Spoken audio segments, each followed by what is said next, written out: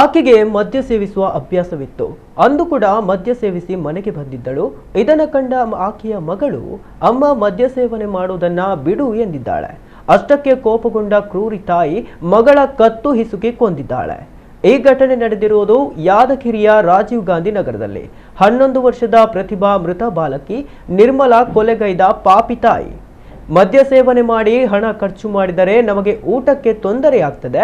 ನೀನು ಕುಡಿದು ಸತ್ತರೆ ನಮ್ಮನ್ನು ನೋಡಿಕೊಳ್ಳುವವರು ಯಾರು? ಅಮ್ಮ, ಕುಡಿಯುವುದನ್ನ ಬಿಡು ಎಂದು ಪ್ರತಿಭಾ ತಾಯಿ ಬಳಿ ಹೇಳಿಕೊಂಡಿದ್ದಾಳೆ.